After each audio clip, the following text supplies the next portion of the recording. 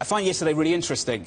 The headline's all about heightened volatility. You can have volatility pick up, but this has been a huge one-way backup in German yields from about 5 basis points all the way to 90. Shouldn't that be a bit of a concern at this point?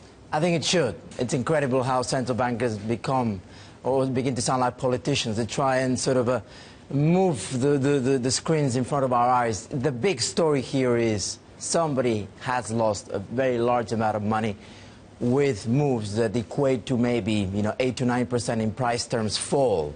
That's for 10-year holders of German bonds, and for larger maturities even more so. I guess the main question is this the beginning of a further sort of spikes up in rates, or is this just a consequence that everybody was just very crowded in very particular space within the market? We'll bring up the German curve, and I go back to April 17th when we had those record low yields, and you'll see the move up until now. The curve versus now versus April 17th. You're looking at a 100 basis point move in a 30-year. At what point does this become a problem, not just for the guys holding this paper, but for the ECB? How much of a move do they tolerate in the bond market? My take is that the degree of tolerance is higher than one should expect. Let us not forget, most concerns should be around, is credit flowing? How does that affect the core of the Eurozone and the one that really holds the fate of this continent, which is small and medium companies? At what point it does translate into higher cost of capital for these businesses, which are the fabric of society? That, in an environment in which lending is mainly done through banks, should not necessarily be as worrying as it would have been for the US in, let's say, 2012. Despite that, what we're seeing right now is fragile, nervous markets, a small move on a data point, a little bit of a beat on a CPI figure, and then a massive outsized move off the back of that. For you, as you look at this market and you manage money, is nervousness feeding nervousness? Is that what's happening here? I think so. I think people, up until very recent times, had a false sense of comfort. Everybody had visibility into very particular trade. I'm short the dollar, I'm long these government bonds. The work is going to be made for me in an environment in which all of a sudden data begins to be a little bit better, and an environment where the disconnect between the real economy and the financial economy is as strong as ever. You've got sort of cross currents in Europe and the US.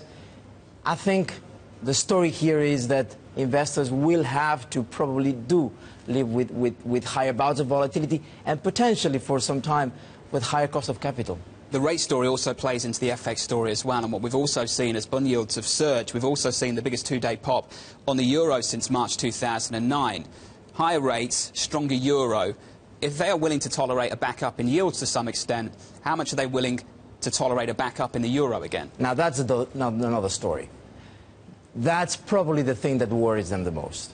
If you see the euro reacting to this sort of a constraint or reduction in the interest rate differential, Europe-US, that is probably the thing that worries them the most.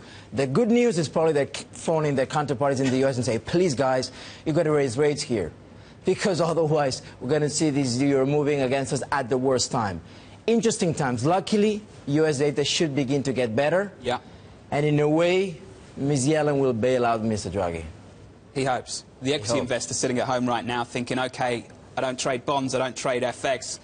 You have been if you trade in stocks. But the equity market, interesting. Yesterday seemed to hold up to some extent. Sure, we're lower right now, but how do you play the stock story in the midst of everything that's going on across the other asset classes? By being very, very selective.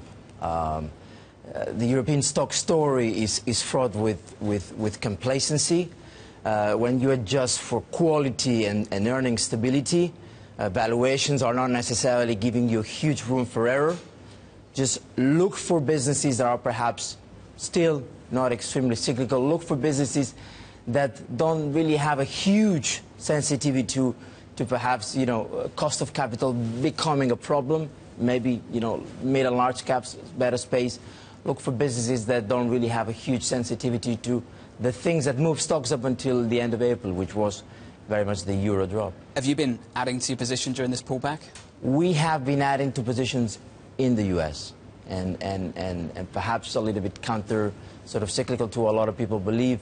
We think that this is an environment in which US stocks, which have to some extent been left behind up until the end of the year, should in the second half of the year benefit from better situation. In a way, European stocks have enjoyed the perfect storm of very low euro, very low oil, and very good sentiment. That is all of a sudden changing, at least the sentiment and the euro bit. The perfect storm, now just a storm.